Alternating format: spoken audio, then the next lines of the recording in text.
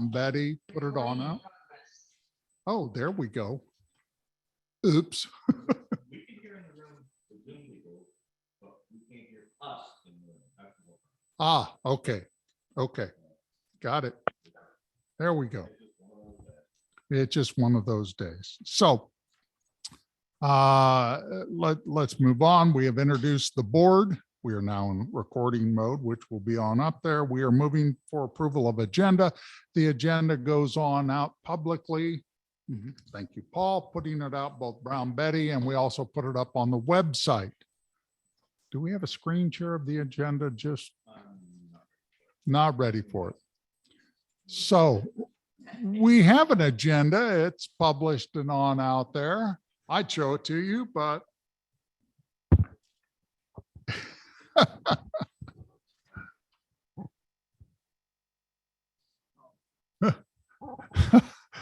there's an agenda. Thank you, Paul. It's going to be one of those nights.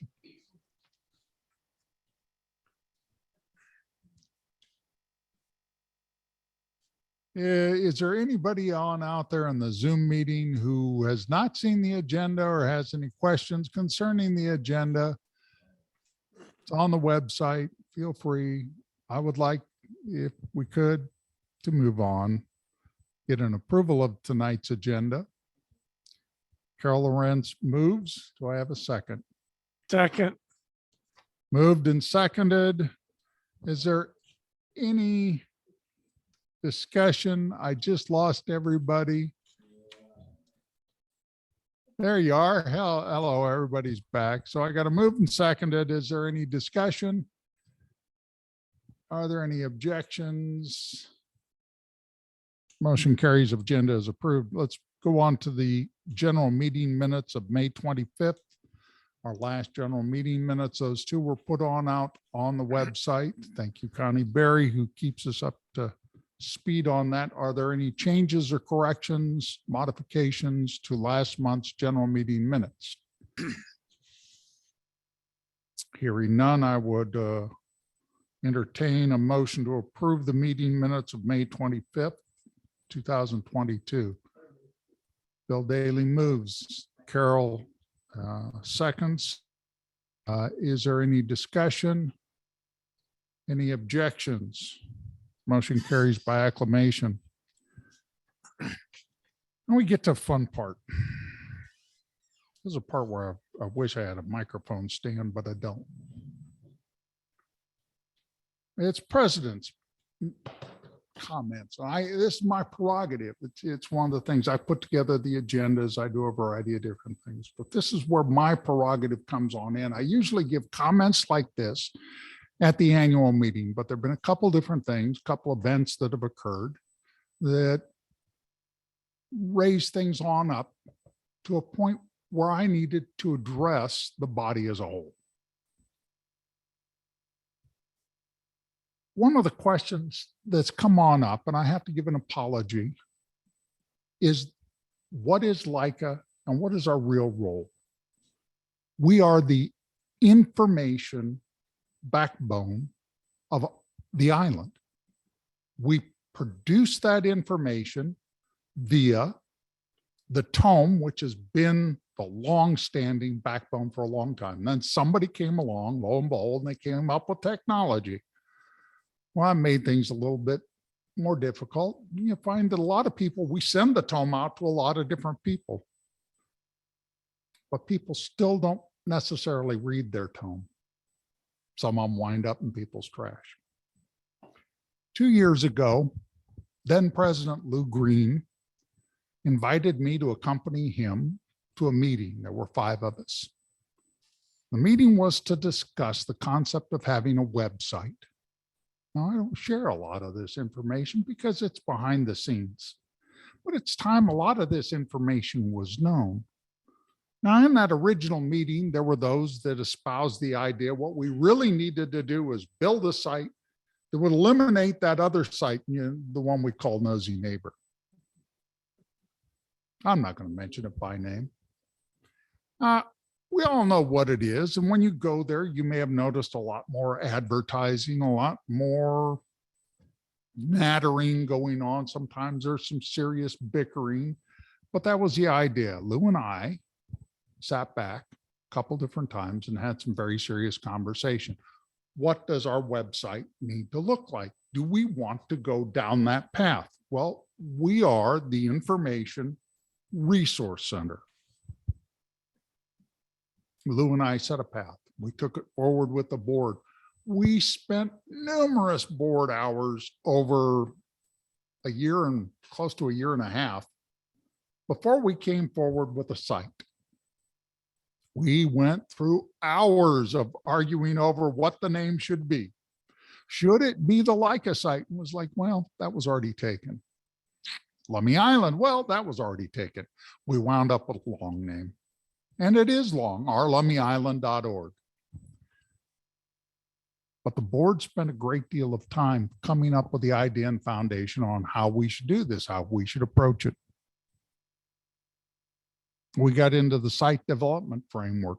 There is a lot that goes on behind the scenes that most people never see. How does the architecture work? It's like building a building. First, you've got to clear the ground. Then you've got to start from the foundation and start building upwards. We weren't ready to go live when we went live. We were behind the curve a little bit. We still had time to do a variety of different things. Lou Green passed. We lost our president. We decided to go live both in honor of him and to get that information on out to the general public. So we took it live a little bit early.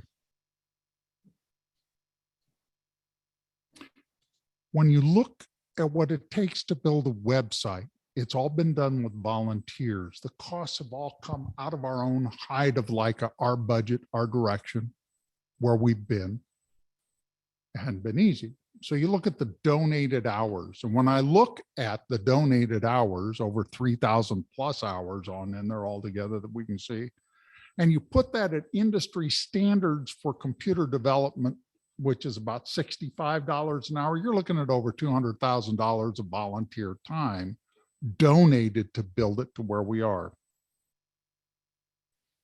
And take a look at the sections we have. We have incredible sections on ourlummiisland.org. We have incredible sections. We have menus that just go on and on. Let's talk about that for a minute. We have classified ads that if you put a classified ad on out there today, tomorrow you aren't going to have to try and search down to the bottom of somewhere to hopefully find that ad that you saw the other day. It's there. It's an ad. It's up. It's unlike that other site. That other site funds itself. Oh, everybody says it's free. No, it funds itself through the advertising that you see there. And there's a lot of it. And it funds itself with you. You're the product. They want to know about you. What are your likes, your dislikes? Oh, here's your phone number. Oh, here's your email address. Oh, you seem to get a lot more spam these days in your email for all kinds of products. Guess where that came from? Those kinds of sites. That information gets compiled and sold and all over the place. You know, the interesting thing I found about mice and rats is they think the cheese is free. It's the same thing with a lot of these sites. We don't sell people's information. We don't have advertising on our website. We don't put those things on out there because what we are is unlike other websites concerning Lummi Island that are outward facing to tourists, to tourism, to those coming to the island, everybody else. We are inward facing. We are your Lummi Island community's website. We are here for the islanders, not the advertising, not the other products, not the other things that are on out there that have the entrapments. Well, there's good news and bad news. We've had to fund this internally, all of it. We found software that'll give us the discussions like some want to have, like Nosy Neighbor. That's more than $5,000 a year. Ooh, ow. Where's that money going to come from? Well, We could sell advertising, do a whole bunch of things and get you to pay for it that way. That's not what we're about. So we have to figure other ways to do it. Yes, we have discussion sections. Yes, we have classified. Yes, we have all kinds of other things. We tried to drive the testing by using those people who have been subscribers to the tome. When we get into the tome, we get into what's a subscriber. Well, that's somebody who gave us that $6 a year, which some people give literally thousands. That raises on up our average, but that $6 a year gets you that monthly tome. But everybody on the island gets a tome, so why should I pay the $6 a year? Why buy the cow if the milk's free? That's kind of the conundrum we're finding ourselves in. About half of the island are subscribers, households. We can't tell you how many are in that household. Is there one person that gets it? Or are there 6 people that get it? We can't answer those questions. We know how much our budget comes on in. We know how much our money is, and we get to divide that on up. So we've got costs associated with trying to put together something like Nosy Neighbor and be like them. And we don't want to be like them. That's never been the board's direction. That's never been my direction, those of us that do it. So I need to get into future developments. We've done a lot more testing, those classifieds, those discussions. We're still in discussion, but we hope to be able to bring that on out for islanders. It'll still take a registration. But again, what's a subscriber? We want to open it on up to islanders. We've got to figure out how to do that. Somebody, I'm not going to mention who, it's not important. Somebody decided to use one of our classifieds to attack this organization. It showed up on our front page. 18 people saw it before it was brought to my attention. I read it and I said, 1, that doesn't belong on the front page. 2, it's misclassified in classifieds. So I got to have it redirected. 3, we've had a variety of discussion. What is this website, ourlummyisland.org? Many have tried to put it on off of my vice president here, who is an absolutely incredible technician. Genius in a variety of ways of architecture and putting this stuff together, but he is not the website. I'm an administrator as well. Others are. I look at the hours and the time many people have put on in. So if you want to ask who it is, first, the website is our community. It is driven by the community desires and needs. Second, it is filtered, organized, and collectively put together by our board of directors. And third, the buck stops right here. I'm not going to say COVID caused this problem or something else caused that problem. The buck stops right here. I'm it. So if anybody has any questions, challenges, or has any input, see me, see the board, ask us. We open the doors to that. To put comments that I saw is both counterproductive to the community and sad, just plain sad. I had to comment on that tonight for the simple reason that some people want to point over at my vice president and say, no, he's the guy. And it's like, no, we're the team. I'm the team captain. Hopefully, if you have any questions on what Leica is doing, I failed. I failed because people don't know about the website. I had people the other day I was discussing the tome with, and I said, well, you know, have you looked at the website for this for a particular thing we were talking about? And they said, you have a website? It's in the tome. Are you reading it? I can lead people to water, but I'm not getting the message out. ourlummyisland.org. And you know, the best part about it, you only have to type it in once and then hit bookmark.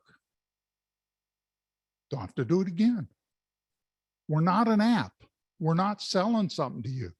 We're sharing your resources, what's going on, what's new.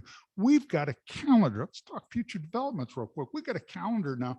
Every single organization on this island can update. Paul has maintained a calendar in the tome for years, and it has been. This is what's happening on the island.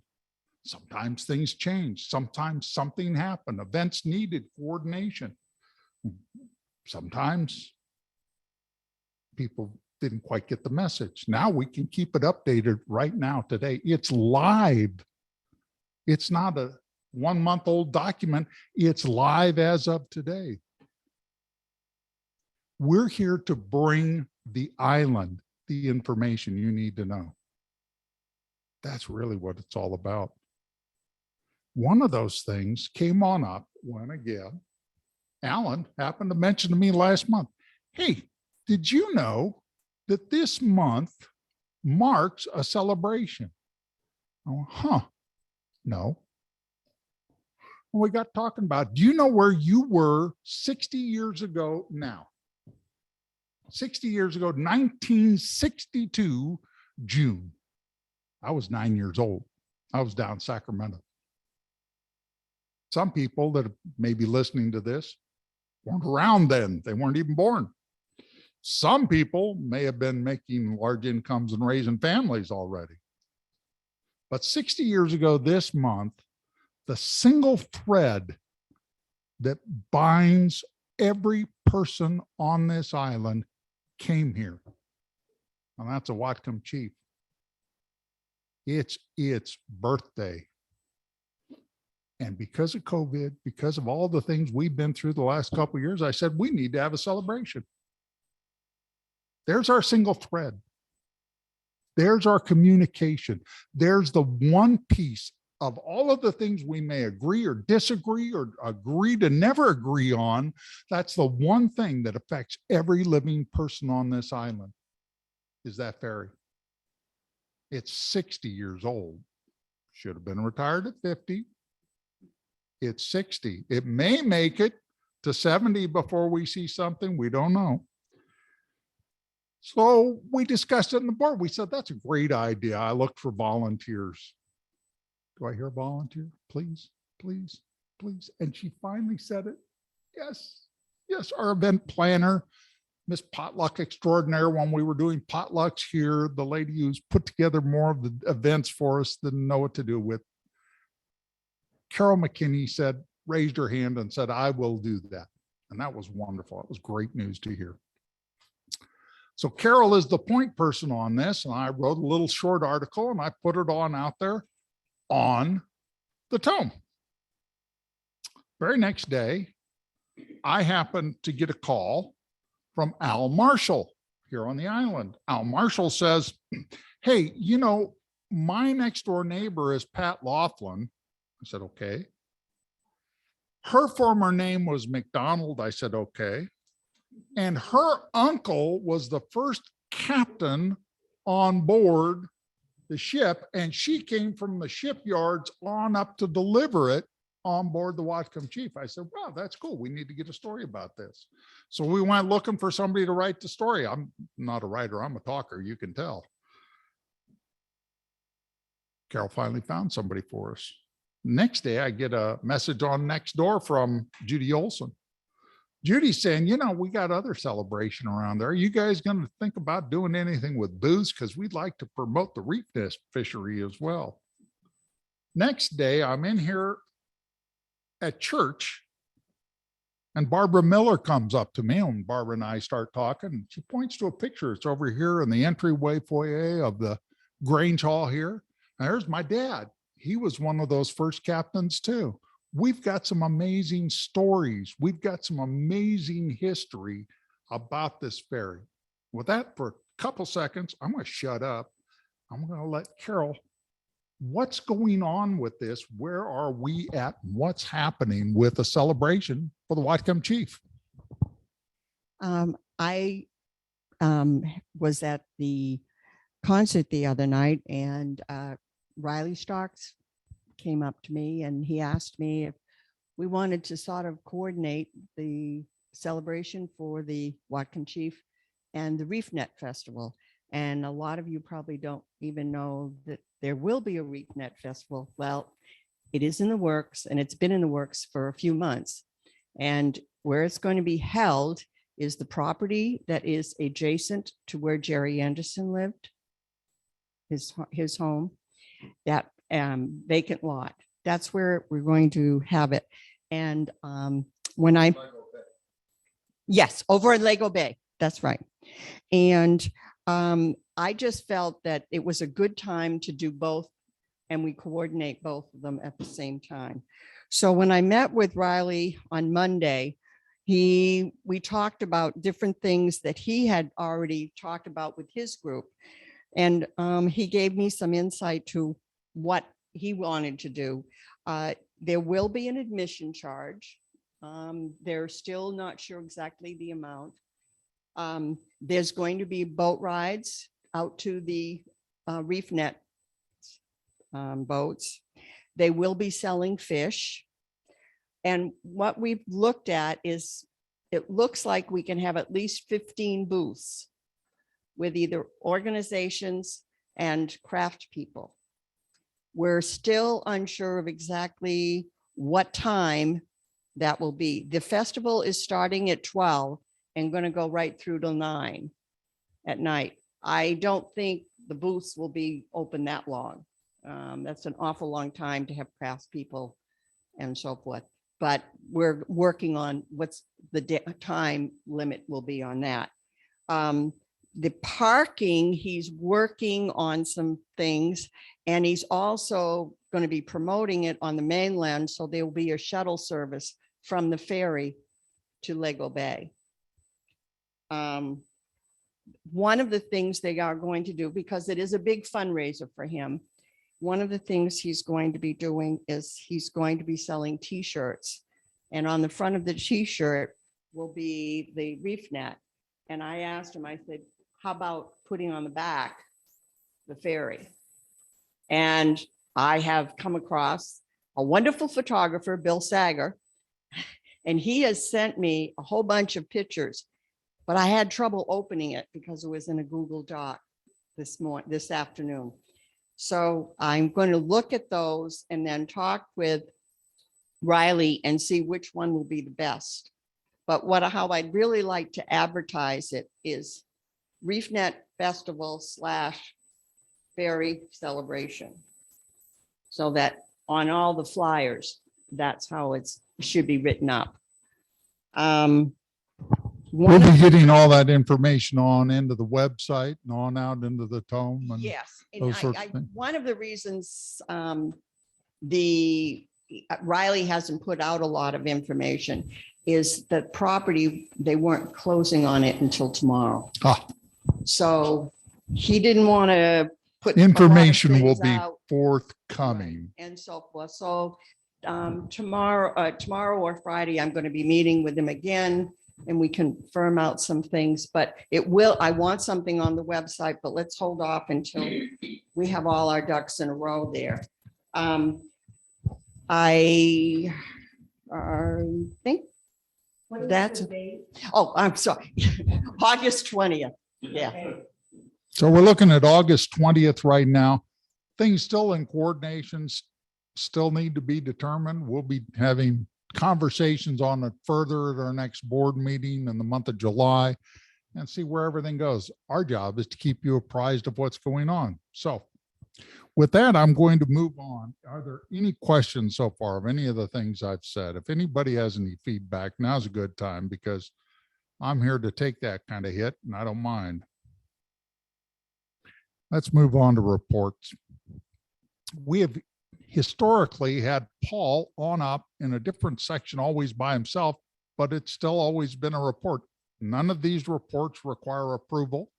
They don't require any voting or anything like that. So we put them all back together with reports, and with the treasurer's report always up first. Paul Davis, how are we doing financially? We are doing well. Just a second here. Oh, now can you hear me? We are doing well. Our revenue for the month of May is $172, and that is all new tome subscriptions. Since we started printing the tome, a lot of people have suddenly come back on board with their subscription because they want the paper tome. Our expenses are all routine, adding up to $727. In that is milk for the Meals on Wheels program. That costs us $50. Our general fund balance now is $18,631. And our liabilities and anticipated expenses for the year come to $6,190. And that is all routine stuff. So our net assets now are 12,440. Any questions? Always good to know that we have money in the bank for the present time. I'll be discussing some of that here in a little bit from some of the other information you've been kind enough to share with us internally. Next on up is Public Dock Advisory Committee. I'm delighted to have Lane Davis Curry here tonight. There's been some really exciting stuff been going on over there, and some things that are going to be happening here. Thank you, Greg. First of all, I wanted to update, we gave a report to the Leica group last quarter about meeting. We had a presentation to the Whatcom County Parks and Recreation Commission in March. Want to let you know that the majority of commissioners have recognized the merit of proposing to have a public dock on Lummi. They realize there are many challenges. It is a very long process. But one of the first steps, we're hoping that they are going to include the public dock on Lummi Island in the 2024 Comprehensive Parks and Recreation Open Space Plan. This is a 6-year plan. So by getting that on the list as what they call a community desire, it helps to establish the dock as a kind of introduce the concept and say that the Parks and Recreation Commission recognizes that it's very important for us. In August, the commission, they like to go different places to hold their monthly meetings, and they'll be coming to Lummi Island to hold their meeting in August. So we plan to host a tour. We're thinking to host it jointly with Leica, with the Heritage Trust, and with other island organizations while we have a chance to take them around and show them what's going on the island, particularly as it relates to the Parks and Recreation. Still waiting to hear back from the Whatcom County Executive, Satpal Singh Sidhu, about getting together with more county organizations. This project is far too large for Parks and Recreation to take on by itself to coordinate. So there will be a lot more partners we need to get on board. So to get our goals for the next quarter out, and all this information is between the tome and Brown Betty and ourlummiisland.org. The first thing on the website, you'll see we will very soon be publishing the first set of our frequently asked questions, try to share information with the community. That's happening this week. July, August, you'll see us at the Saturday market with a booth to share information and get the word out. We'd like to start collecting input from island business people, vendors, artists, etc., starting July into August. We plan to host another town hall. We had one in February, and we'll plan to host another town hall, preferably again in person and via Zoom, and we'll plan to do that in August. And then beginning in September, we plan to hold community workshops to share ideas, to brainstorm, to get concepts, to get people's input and opinions, and also to engage youth, the island youth, students. We are changing to meeting once a month. We are going to start meeting on the 4th Tuesday of the month. We meet from about 7 to about 8:30, and that begins next Tuesday. So if anyone is interested in joining the committee, we're actively recruiting new members. Would love to hear from you. Any immediate questions? Thanks. Wonderful. Thank you very much, Lane. Lane is the secretary on over in that committee. Mary Ross back there is our liaison from the board and also the one running the Zoom meeting. So it would delight to have get Lane on down here to give us some input on that one. She does a lot of work over there. Next on up is the Aviation Advisory Committee. We had our first formative meeting last night online with Zoom. Kathy Shornick, who is chairing it right now. Why don't you bring us up to speed on that? Yeah, sure.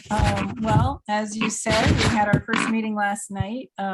Frankly, I think it was pretty informative and very fascinating.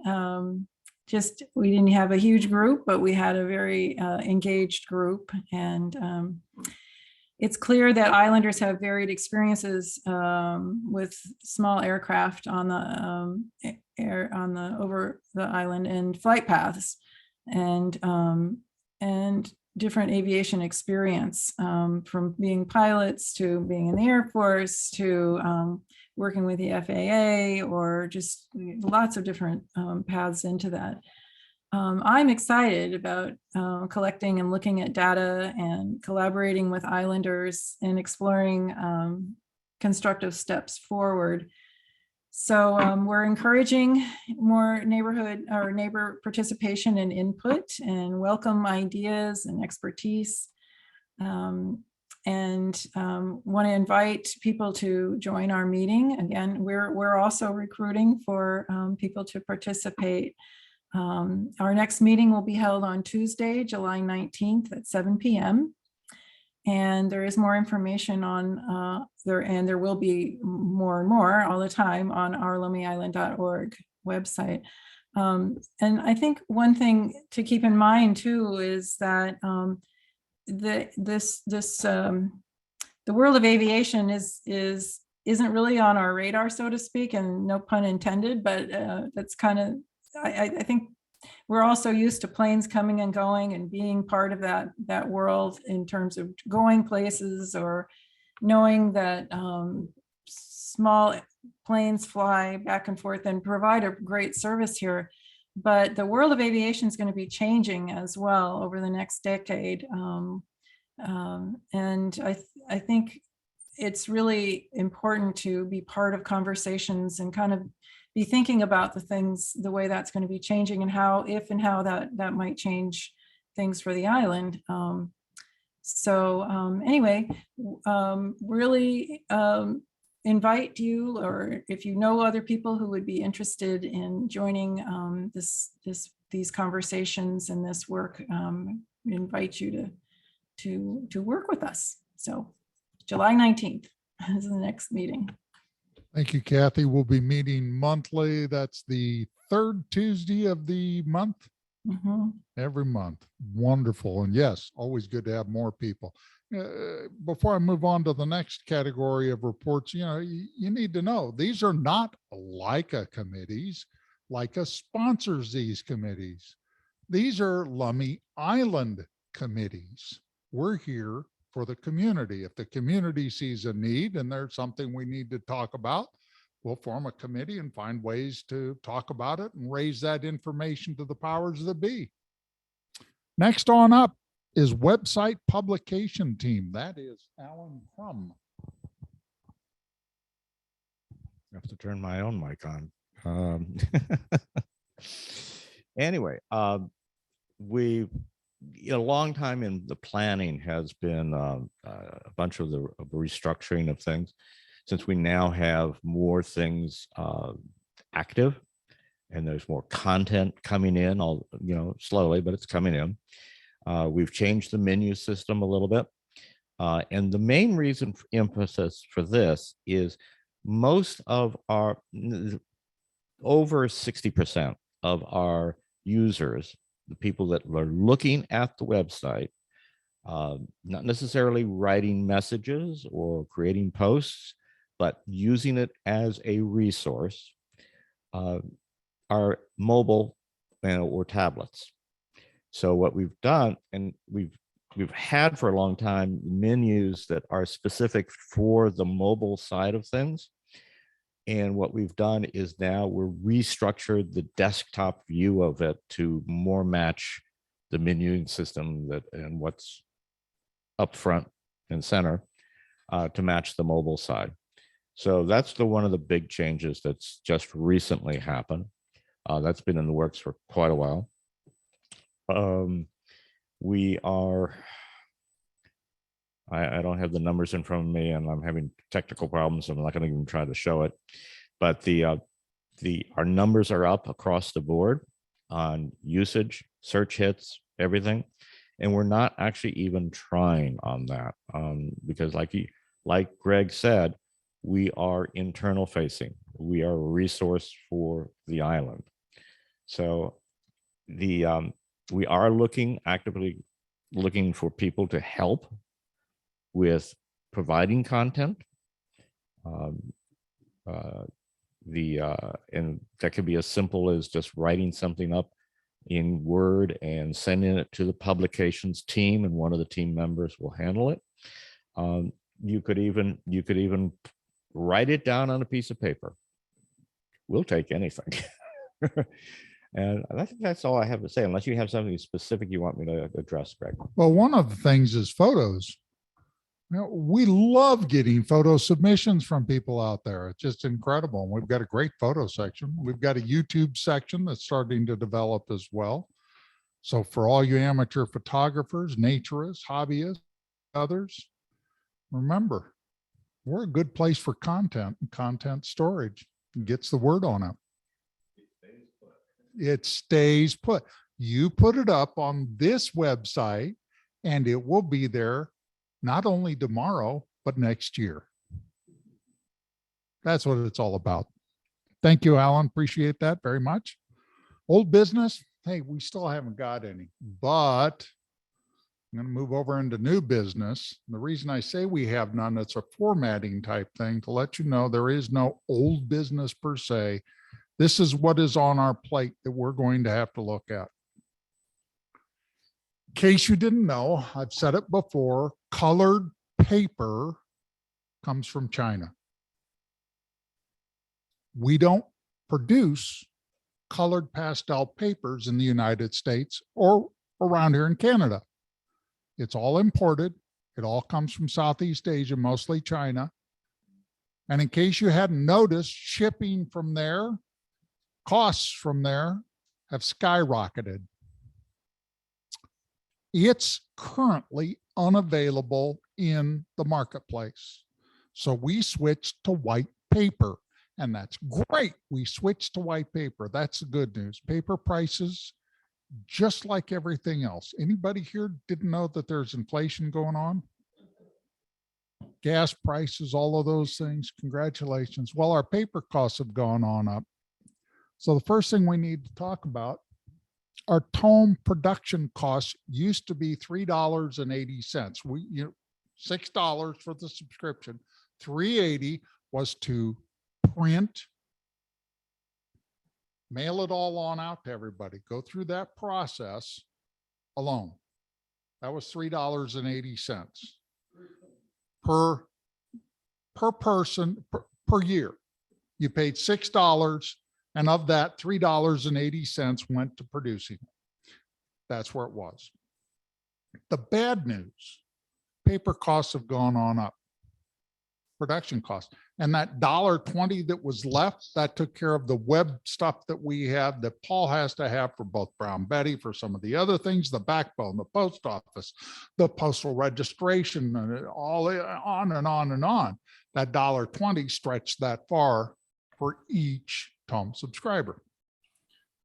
The bad news, it is now $6.10 to produce, even in white paper, that current tome. That's going to make some changes. We get into the next concept that we as a board have to identify now. We found it less expensive to mail to everybody at, I don't know, Paul, you still with us? Yeah, I'm here. Yeah, Paul, what do we spend per mail piece that we send on out bulk? It's, I don't have the number at hand, but it's a penny and a half or somewhere in that neighborhood. It's cheap. It's cheap. That's with our bulk permit number 2. So our bulk permit goes really, really cheap. And if we mail it on out, it's what, 45 cents per? 55. 55. So how many could we send bulk that we have to send with one stamp alone? Yeah, you start to see the inflationary costs. So we've been sending it because of the cost basis to everybody on the island, and that's great. But our costs are going up. Which takes, Also, Greg, if I may butt in, please, another great advantage of sending it to everybody is that our advertisers wish that. and advertising in the tome helps subsidize the tome. So now we get into the next part of the equation. That $1.20 that was on in there, and those who are the substantial contributors, the fundraising things that we have done that have raised a nickel here or two, and it's only been about a nickel or two, if I recall. Hadn't been a whole lot. We sold phone books. We made some money there. Not a lot. We made some. But our costs are going up with inflation like everything else. We have to, as a board, and I'm putting it out there so you all know, we have to redesign and redefine our business model. Does that simply mean we raise the price of the tome? Do we add advertising on over to the website? Do we find other ways to generate that dollar? And those are discussions we have to have. Those are hard decisions that are coming, and inflation is driving. You need to know it as members on out there. So that's the new business. It isn't hard. It isn't fast. We don't know yet. It's moving fast like a freight train. That will be our old business next time. With that, I've taken up a lot of air, a lot of oxygen out of the room, a lot of time.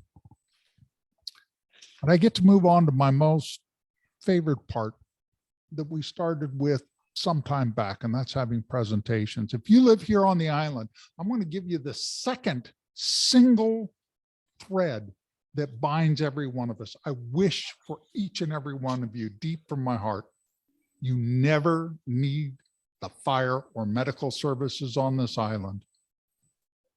But I also know if you do, we have a stellar group. I can say this because once upon a time, Greg Hall was not only a firefighter, I was a fire chief. And I would run for commissioner on this island, but somebody advised me against it years ago because the very first thing my opponents and detractors would say is fire Hall. With that, Michael Lish, are you out there with us? Chief, it is wonderful to have you here. I think I saw a sign up somewhere on out there. I am here. Chief Lish. I'll get you If some we can video get- there too. We'll get you on and screened on up.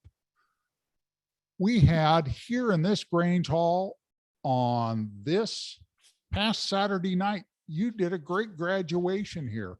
Congratulations. What is going on with our department? Thank you. Well, I'm not going to take up too much time tonight, but I do want to just kind of give everyone an update on the fire department and the direction that we've been moving, the direction that it looks like we're going to continue moving in. Let me pull up my document here. I'm just going to kind of start this kind of from the beginning and let you guys know that for the year to date for 2022, we are up to 46 runs this year, which is quite a ways below our yearly average. So that's good and bad. It's good that we're not making a lot of runs right now, but I do expect that to pick up in the summer as it usually does. So we may catch up at some point, but things are going really well. We currently have 16 responding members, all 16 of which are EMT certified. almost all of us have either a firefighter 1 certification or have just completed our recent fire academy and got an equivalent certification to firefighter 1. That's really exciting, and I really want to thank all the members of this department for helping make that happen. I want to thank all the people that participated in our academy. This was a 3-month fire academy for all of you who may not know, and it basically featured all the firefighting skills you can imagine. It was just pulling hose and pulling ladders and climbing ladders and rescuing people out of 2nd-story windows and bringing them down those ladders and putting out lots of fires. It just was an incredible achievement for everyone that participated. Like I said, it was 3 months long, and so that was Monday nights, Thursday nights, and Saturdays for 3 months, for a total of over 200 hours of intense basic firefighting training, to include hazardous materials awareness and operations level equivalent training as well. And so that's a real accomplishment for us. Typically, Whatcom County has a fire academy similar to this, which I've been in charge of twice over the last 4 years. And it's a pretty great system. It happens in Bellingham. And just looking at what we did this year, where we had 11 people participating in our fire academy, we would have been able to send 2 into town, into Bellingham, for that fire academy. So the benefit to what we did was well worth any cost, and by cost I mean mostly hours and time for our instructors and for the participants. And it was just a real accomplishment what we did here. Really amazing. We're all really proud of it. I'm proud of our members for sticking with it and getting through all that. It's really hard training. I tell them right in the beginning on night 1. Actually, I start telling them a couple months before, but a fire academy is a physical event in someone's life. It's something you'll never forget. It's pushing your body and your mind to its limit and past its limits, and really finding out what you're capable of. And everybody really did an amazing job getting through it. So I'm very proud of everyone for that. That was really exciting. The last time we had an academy like this was 18 years ago. And that actually was one that I participated in. And that was really something for me. I always remember that. And I tell you, it's just in comparison, the fire last year that we had on Granger Way, there were 11 responding members on that call, and 6 of them were our brand new folks. And boy, there was just very few things that we could safely have them do other than kind of a supplementary stuff and rehabilitation stuff and backing trucks and doing small minor things. And in comparison, if we had that same fire right now, the outcome wouldn't be any different on a fire such as that one. But I tell you what, we'd have a lot more people out there operating safely, and a lot more people out there with skills to counteract the problem that we're facing, and really get us a good response, and get us good quick actions that save the most for everyone. So I'm really proud of them for it. I can't say enough about it. I'm kind of glad it's over, just because of the time commitments, but I'm kind of sad that it's over as well. You ever been through an academy or anything like this with a certain special group of people? You kind of become bonded with that group of people, generally for life. The people that go through EMT class together, they tend to get bonded for life. They make good friends in that class, and they stick together. And even people from different departments, they'll stay in touch for decades following a class like that. So it's really something. It's a really big bonding moment, and it's really amazing for the community that we have so many people now that have that level of training. So I'm very, very proud of that fact, and just going to continually thank all the people that participated in that. As far as our other training goes, this year we kind of reordered our operational plan here at the fire department. The plan for the past 7 or 8 years, since about 2013, was we had basically 2 administrative staff people, 2 people running everything, operating the budget, doing the training, and doing everything else that needed done at the fire hall, at the fire station, to keep us up and running and keep us rolling out the door when people call for help. So what we have now is just kind of a different look at things. We have basically 7 administrative staff, and when I say staff, I don't mean career full-time people.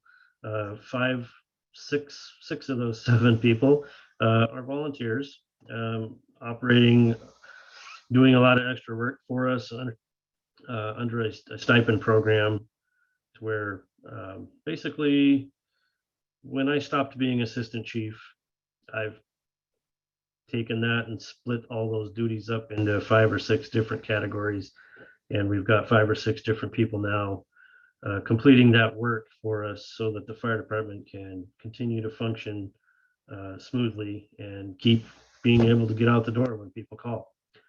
So that's been really exciting. It's been a great thing up here.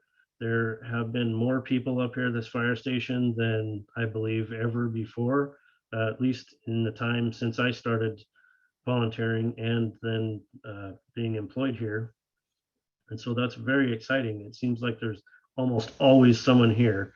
And what that means for you and for the community is amazing things, because when somebody needs us and there's people here, we get out the door up to 5 or 6 minutes faster than if it's a Friday night and everyone's at home. It takes the volunteers time to get to the fire station. And so it's been a really good thing. Our average call time, I don't have that data right now, but I know that number is going down a little bit in the time that it's taken us to respond, and then the time that it's taken us to actually arrive on scene at calls. That time is going way down, and that is just an amazing thing for a volunteer fire department like ours, to have our times actually improving. That's really something, and it's a better service for the community, and that's the bottom line. That's what we're doing up here every day, is constantly trying to find ways that we can better serve the community. That's why we're here. So that's really exciting that that's happening. Let's see. I did want to talk to you guys about the budget, but I'll leave that to last. I want to talk to you. I want to say a few words about our grant proposal, our grant writing. We have, for the last about 5 years, I believe, maybe wrong, Lisa could correct me, but we've been having a real low in grant approval, and I'm not sure exactly why that is just yet. We're trying to figure out why that is. We're being denied for grants, but we are still applying for a number of grants each year. This year alone, I've been turned down for 3 grant requests. So that's, with that said, even if we were doing fairly decent with grants, that kind of ties into the budget. Grant money is not really money that can be counted on in your operating budget. It's not typically money that is substantial enough to do major projects. There are big grants out there, but we typically the grants that are in the department's wheelhouse, they're typically around 100,000 or less for maximums. So that's something that we aren't going to give up on, but it's definitely something that is becoming a lost art, apparently. So I just wanted to kind of throw that out there. and into the budget. Again, and if anyone has any questions about any of this stuff, I'm happy to do a little Q&A at the end here. So just write down your questions and then we'll get all that stuff taken care of at the end.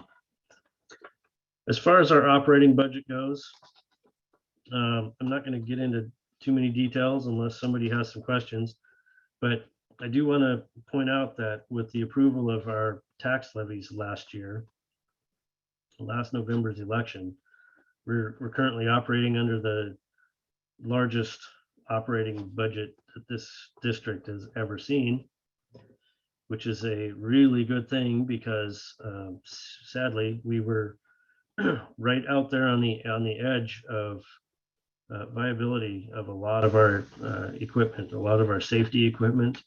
The gear that the firefighters wear is very out of date. It's still in pretty decent condition for the most part, but it's definitely out of compliance just due to its age.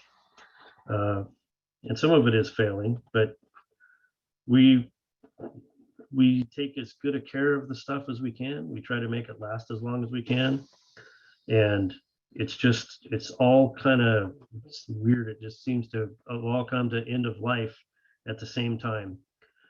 So the department does have issues that are looming there. For the year of 2022, we'll go through these numbers and then we'll talk about how we're kind of addressing some of those issues. So our total revenue projected for the year of 2022 is $657,190. These are rounded numbers, so don't quote me, please. To break that down, our legislative expenses were $25,436. Our total fire operating expenses, $208,800. Total EMS operating expenses were $148,131. Our apparatus replacement fund, and that's a fund we started 2 levy cycles ago to make sure that we had cash to pay cash for apparatus versus getting loans. That fund sees $112,000 a year. For capital improvements, and this is some of the stuff where we're addressing some of the safety issues for this year, we budgeted $135,755. We put $25,000 in reserve for a possible replacement of some other safety equipment next year, bringing our total expenses to $655,122. The variance there is a $2,000 surplus in our budget, and if anyone's ever budgeted anything over a couple $100, you know that it's going to fluctuate a little bit. So have a little bit of a surplus there. Little fudge factor is good. So it looked pretty clean this year. This was the first budget that I put together myself, and I was pretty happy about it. The commissioners were definitely in favor of this budget. So to go through our capital improvements, to talk about those items where we're trying to address some safety issues and kind of bring us back up into a different level. Excuse me. One of the items we had was new turnout gear. So like I said, our gear that the volunteers are wearing is pretty old. It's out of date. And it just all needed replaced. The helmets, the boots, the coats, the pants, and all that stuff that you've seen us in, it just all needed replaced. And so we ended up budgeting $89,000 for new turnout gear, and that was lights and safety vests for them, coats, pants, hoods, and boots. It looks like at this point, everything is backlogged, and so we've still got probably 3 or 4 months before any of our gear starts showing up, just due to supply chain problems. But we're going to come in quite a ways underneath that $89,000 number, which is a great thing. some things happened. Some people retired, and then we decided not to have a big backlog of turnout gear sitting on the shelf, not knowing what size we might need for the next person that walks in, and that it would be a good idea to buy it as needed, just to save money as well. So that's pretty much what happened there with the turnout gear. We updated the office at the station here. If any of you ever been in here and seen the office, it's barely big enough office for one person. But thankfully, Lisa has a great mind for decorating. She came up with a design, and we moved some desks around a little bit and made basically a couple of cubicles so there's enough room for 2 people to work in here comfortably. Everyone has their own space. It's made a really huge difference on productivity in the office, and that we budgeted $1,700 for that, and it was, in my opinion, worth every penny. So that was good. We budgeted for some other safety equipment in a couple of the different apparatus. We're getting some new radio headsets, wireless headsets, and the idea is that they'll link Bluetooth, and you can put this on and walk a couple 100 feet away from the apparatus and still be in radio contact. The nice part about that is it ties you into the radio in the truck, which has more wattage, which has a better chance of everyone hearing you, including people in town. That was amazing. We have $7,500 in for that. That work's not been completed yet, but it will be. Let's see, next we had our thermal imaging cameras. So we've got budgeted for 2 thermal imaging cameras. If everyone knows what thermal imaging is, pretty nifty tool, and it's a really critical tool for us in the fire service. It basically can look through smoke, and it can feed us back temperature readings on surfaces. So wherever you're kind of shining or pointing the camera, you can, like I said, you can see in the dark, you can see through smoke pretty good, and you can see what temperature the surfaces are around you. Our thermal imager was bought on a grant in 2005. It's very antiquated. It's very large and heavy. It does still work, but we only have one. And so the fire officers and myself decided to purchase 2 new ones if we could on the budget, and get those on 2 different apparatus. That way we've got a better chance of having what we need on scene. Let's see here, our pagers. Oh, sorry, the thermal imagers. That was $15,000 for 2 of them. So there's $7,500 each. Pagers. Our pagers are old. Our pagers are failing. Not a lot of people know, but we have a contract with Whatcom County Public Works with the Ferry Division. We have an interlocal contract where we supply pagers. The department supplies the pagers for the Ferry Division, and that's how the ferry crew knows when there's a call in the middle of the night, is they have a pager as well. And so we supply and maintain pagers for the ferry crew. In turn, they give us free passage on transporting patients across here and there, and they come down and operate the boat at all hours of the day and night for us. And whatever costs that they incur for overtime or nighttime pay, they happily pay that, and then we just provide them the service of the pagers. They use the pagers for other things as well. So anytime the sheriff's office, excuse me, but any law enforcement, PSE, if we're having power line problems, or propane companies or coroners, those folks can all get the Whatcom chief's attention via a separate set of tones in their pager. And so the ferry, that's how the ferry operates in the middle of the night to get police and such over here too, is is by those same pagers. So they're all really aging. They're the pagers that I was given when I started here new, and we're basically out of them. So we did get that in there.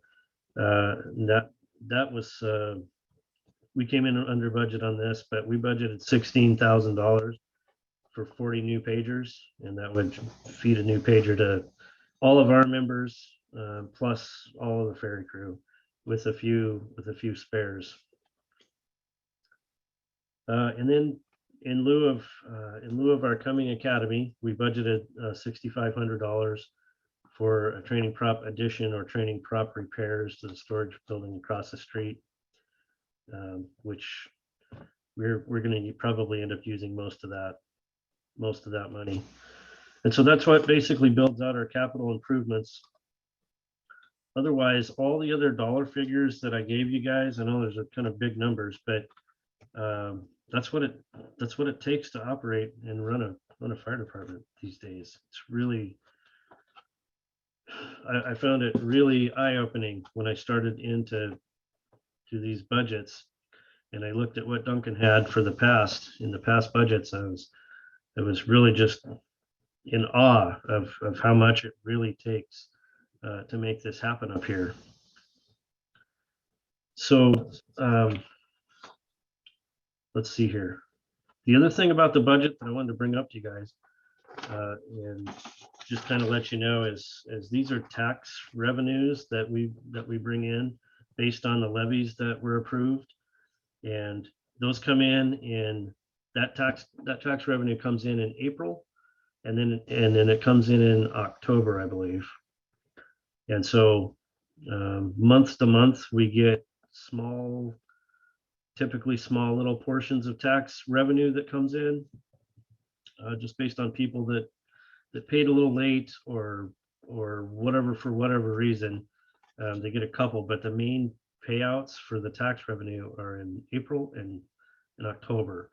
So typically, if we have big capital expenditures like the turnout gear and anything that's going to be a fairly large purchase, then we got to kind of keep an eye on that so that there's enough money in the bank to cover those purchases. So we kind of have to end up waiting sometimes. And that was kind of new to me, but money doesn't just grow on a tree, right? So it's got to come from somewhere, and it's got to come at some time. So that's kind of how that works. I was pretty surprised when I found that out. I thought that was pretty interesting. Let's see here. Talking about our personnel.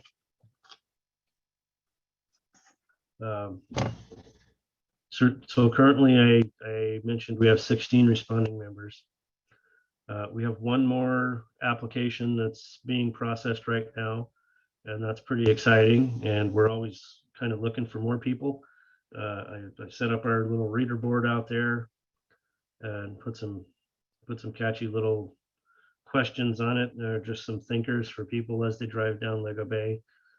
And then there was a flyer out for a while about, well, a few months ago. It was before our academy started.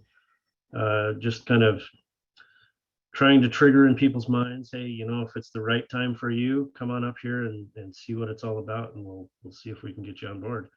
So we're always looking for volunteers. The thing that we're finding a lot is the people that want to volunteer are at a point in their lives where they don't have either physical ability, or they feel like they can't do it, or those kind of things. Our island demographics, I believe our average age is a little over 25 out here on the average. So there's just not a lot of interested younger people that are volunteering much anymore. I think our last group of 6 new people, we probably caught, who knows, maybe half of our available pool, at least at that time, of the younger folks. So but we're interested in talking with anybody about what people can do to help. There are some serious limitations there based on the seriousness of what we end up doing sometimes. So a lot of the supplementary help where people want to come up and just say, hey, you can train me to drive the truck there, and or something like, or we'll come out and do traffic control. And those things are well intended and appreciated by all means, but you know, those are the kind of things that it just doesn't really work to kind of do a little bit here and there, as far as helping out and trying to do whatever people can, a lot of times just based on the liabilities of everything, and the training hours that would have to go into to certain things like that. The overhead would just be a lot. So that's why we don't have a roster full of people, because there's a lot of people that want to do a lot of good out here. It's just maybe the time's not right, and that's okay. So the time is right for people, and when it is, then they come on up, and we will get them the training, and put them to work. We'll welcome them in and get them going. So we've had, let's see, right now we have in our disaster preparedness division, right now we have three members, and I've got 6 applications that we're still processing. They're taking a long time to process on these ones, just due to some background check problems. But I'm very happy to report that the disaster prep team has recently lost 2 or 3 folks, but we are looking to add 6 more in, so that's very exciting. The people that the people that are working in the disaster prep division are very appreciated, and I just want to say that tonight for sure, because I don't think they get a lot of appreciation for all the work they do behind the scenes, and it's very important work, and so a lot of people out there that want to come up and help out with certain things. You know, that disaster preparedness division preparedness is in this business just as, if not more important than actual response.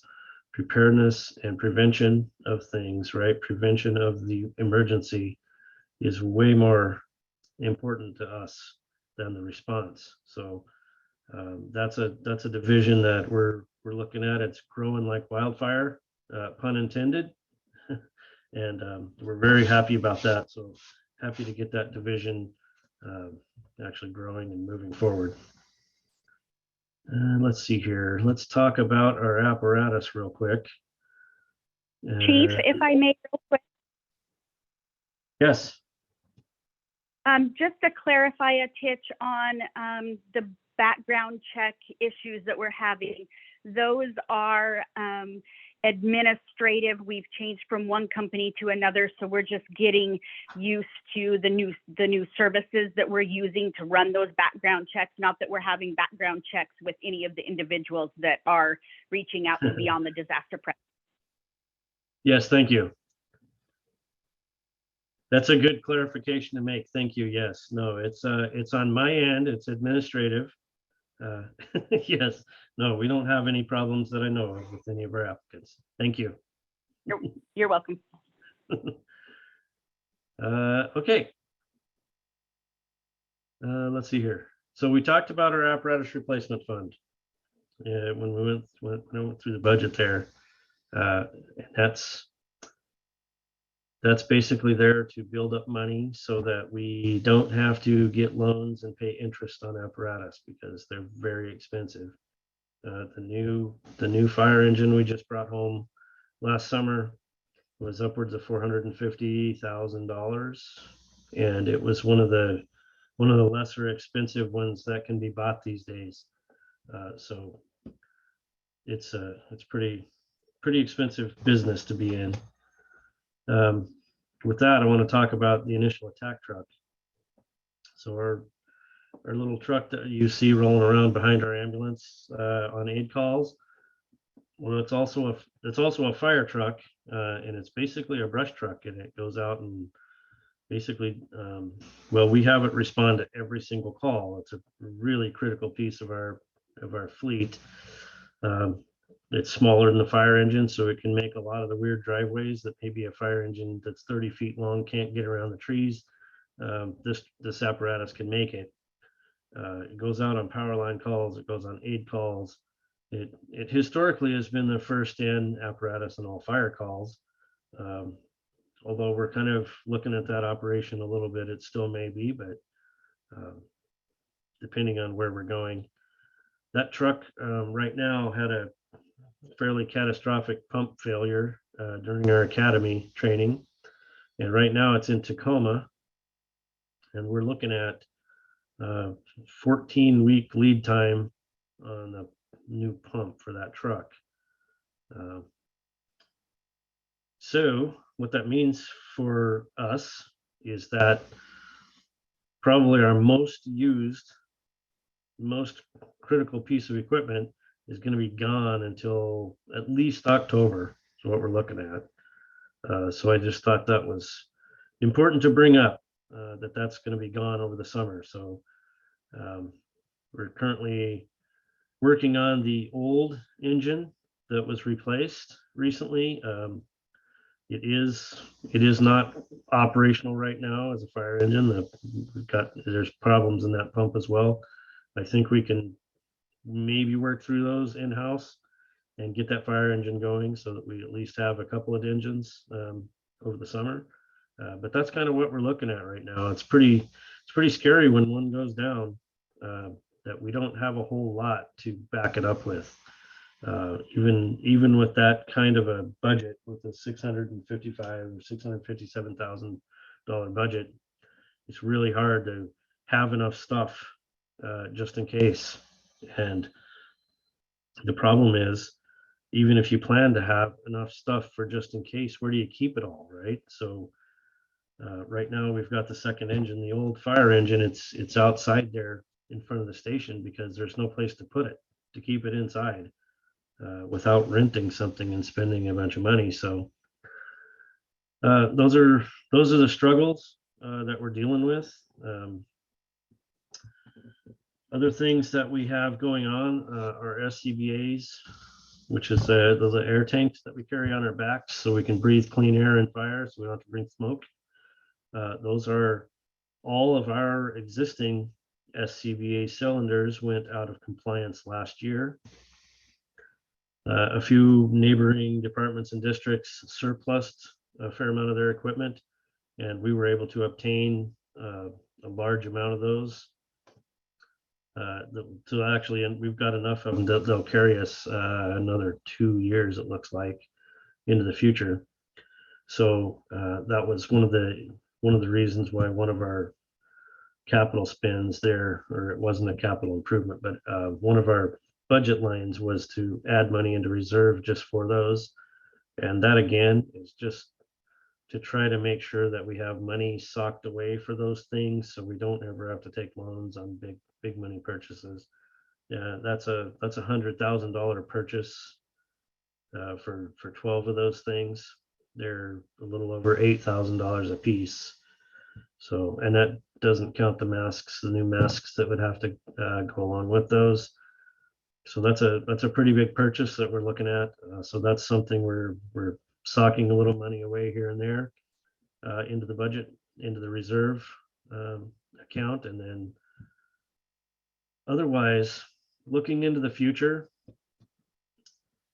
this year we will have spent close to $100,000 on critical safety PPE, which is personal protective equipment for our members, for our volunteers, so that they have good working new fire gear to work in. They have new helmets and new boots, new coats, new pants, new as much as we can get them new, up-to-date stuff. Looking forward to protect that stuff. Next year, one of the first things we're looking to do is address our diesel particulate issue, which none of our apparatus have any kind of filtration on the exhaust. So every time we start them up, pull them out, and bring them back and put them back in the fire hall, we're ultimately contaminating our gear and the walls and the air and the air in here and air in this place with diesel particulates. That's definitely not extending the lifespan of our equipment. So that's a very important item on the agenda for next year, is getting those trucks, getting that exhaust issue addressed, getting that taken care of. There's a great system out there that is actually fairly inexpensive that can remedy that exhaust problem for us. And so we'll probably be seeing that on next year's budget request, hopefully that gets approved.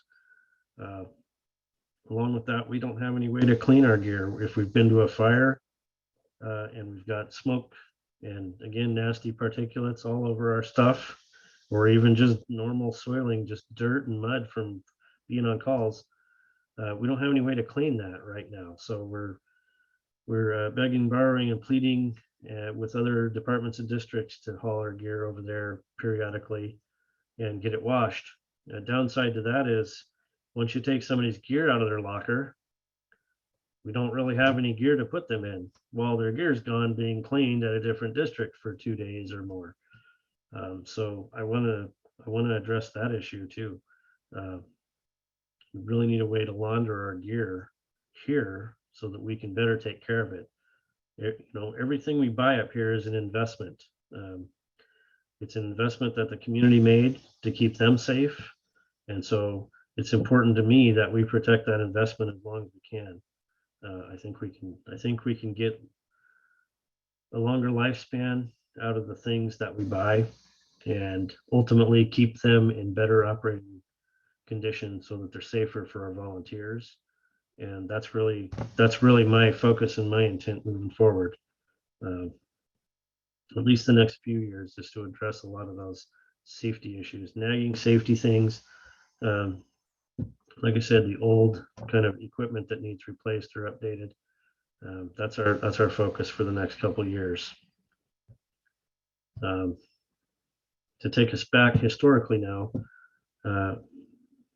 when Duncan was here, we were kind of both working towards a plan on trying to guarantee a response, i.e. have some kind of shift work or something that we could guarantee a response of a duty crew or something.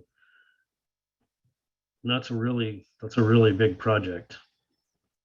So it costs a lot of money and we don't have the right facilities for it currently. Almost everyone's been up here to the fire station, and if you haven't, I'll just tell you there's no kitchen. The bathroom is small and very out of date. There's nowhere to shower, right? There's nowhere to cook. There's nowhere to sit down and eat. Our station just is not set up for a duty crew. It's not set up even really for a day shift ultimately. The cost of everything up here is astronomical. Like I said already, it really opened my eyes when we start talking about facilities. And anyone who's built out here, you know what it costs to build, and then multiply that by a 2 or 3 or 4 just because it's Lummi Island. There's no feasible way to build a new fire station for us right now, and certainly not with tax revenues from the tax levies. It just doesn't look like it's possible. There are other options there for facilities that we can look at in the future, and we probably will be at some point. Non-traditional types of construction. So a lot of the districts around the county, the further out you go, right, the smaller scale you look at, sometimes a lot of them are going with modulars to create training spaces and to create living spaces where they can do shift work. Sometimes you'll see pole buildings. So alternatives to traditional construction that cost a little bit less money. The downside is the longevity of those structures are, they don't go as quite as long. You can't expect quite the lifespan as you can with a traditional building. So it's an issue that we're not ready to touch right now. At least I'm not looking at touching that right now, or at least for the next few years. I really am focusing on firefighter safety and training and operations, and making sure that we make this quick investment here, get our stuff up to speed, get us safe, get us trained up good, and then protect that investment. And then maybe by 2026 or 27, we'll start addressing facilities again, possibly, and see kind of where we go from there. So that's pretty much a real quick look at the fire department as it stands right now. I am willing to take some questions if anybody's got any questions, and hopefully I can answer them. If I can't, I'm sure Lisa can help me. We've had one question come in from Elizabeth Kilinowski. Elizabeth, would you like to ask the question?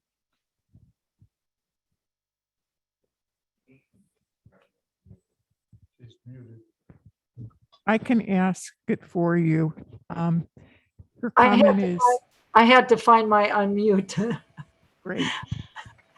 I'm just curious whether or not donations ever come in from the community. I mean, big financial donations, that sort of thing.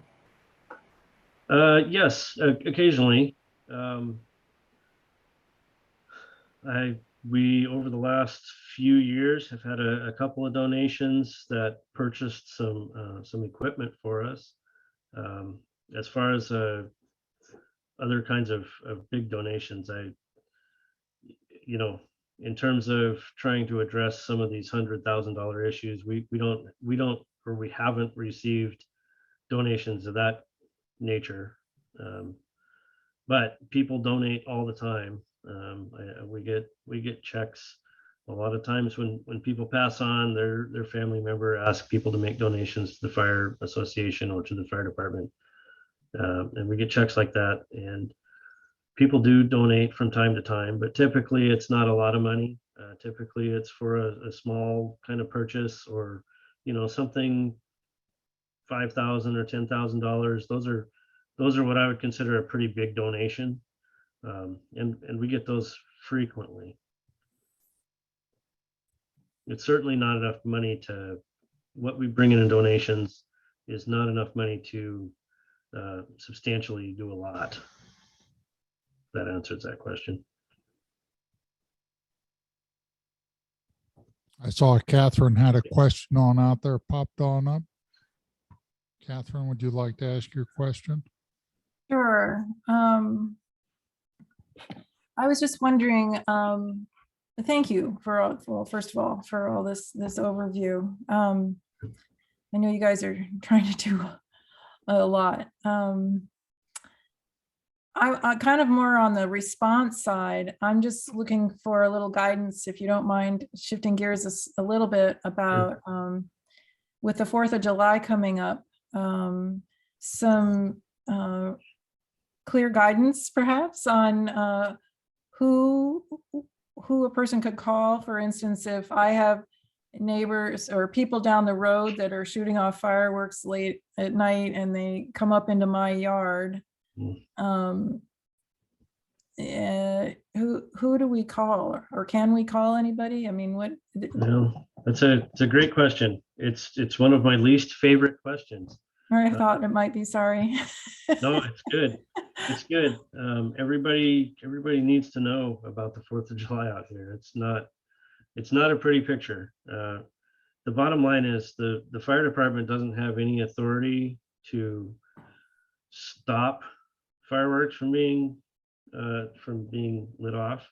We don't have any authority to ticket anyone. It's not classified as an outdoor burn, so we can't give anyone any fines or cause them to stop doing it. it gets worse. So our best option on the 4th of July for people being less than responsible is to call 911 and request law enforcement. So having said that, I can pretty much tell you, unless something actually starts on fire, law enforcement is not coming to Lummi Island on the 4th of July. Now I can't speak for them. I'm just, and don't quote me, but just keep that in the back of your mind. They're probably not coming. But if we all get in the habit of calling them, the more people that call, we might see an action. Historically, I don't think I've ever seen them on the island on the 4th of July. And I know they get a fair amount of calls out here, as we do as islanders try to protect our investment and our way of life and where we live. But that's the sad truth is the fire department doesn't have any authority to do anything about it unless something is on fire. And then we still don't really have any authority to make them stop. We could just show up, put out the fire. So that's why it's my least favorite question, because it's not an answer I like to give. Yeah. It's not very helpful. I'm sorry about that. All right. Well, thank you. Yeah, absolutely. I think the best thing that we can do, like I said, is public education. And so if you, and especially, you know, in your case, it may not work, but for people that have rentals and all those things, just to educate people who are renting over the holiday weekend and make sure that everyone kind of has an idea of, hey man, you know, this is a little community. Please be responsible. You know, there's a couple of flyers out there that we usually send out, and they'll be going out actually pretty soon. On the other forum that Greg was talking about earlier, and I'll probably ask for Leica to post some of that stuff here as well on the Leica website too. But just fireworks flyers that people can access and print out and leave in their rentals, or you know, just make sure that we're spreading the word and doing that public education piece and trying to keep us all as safe as possible. I think that'll probably go further than anything else. So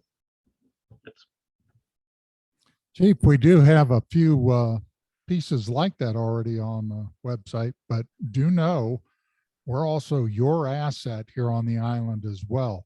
So when you want to run recruitment, you need to warn people about fireworks. You need to tell people about a particular situation with fires and the likes. Remember, we're your asset as well and here to help. thank you. Any other questions for the chief? Thank you very much, Chief. Good to know what's going on. We still have a lot of ways to cover and ground things like disaster response. We never do get to talk about things like a Cascadia event, and probably shouldn't. It gets too complex. Well, Thank you so much. Thank you for having me. We appreciate it. Yeah. Good luck. We're here with you. So the date of our next general meeting is a little while from now. That's going to be September 28th, 2022. We take July and August off for general meetings. We never do for board meetings. So that's going to be the next meeting. And next thing on up, with very few of us here, is Paul Davis reaching on into a can with over, I don't know, 500 numbers in there. And you're going to try and pull one of the 20 of us on out and see if we can get somebody $50. A maximum of 438. And so I'm going to try to pick one out that's under that.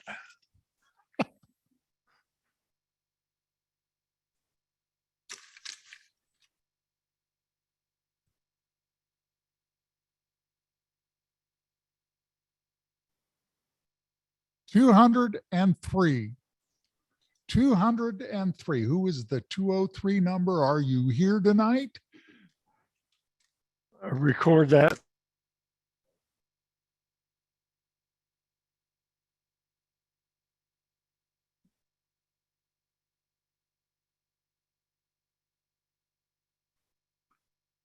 And we look up 203.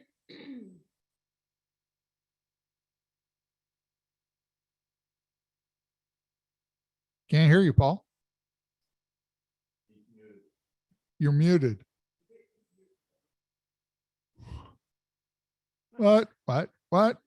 There, Oh, they aren't here anyway. Rhea Harbo. Rhea Harbo. Oh, Rhea, $50. We'll be glad to remind you next time in September, that'll make it $55.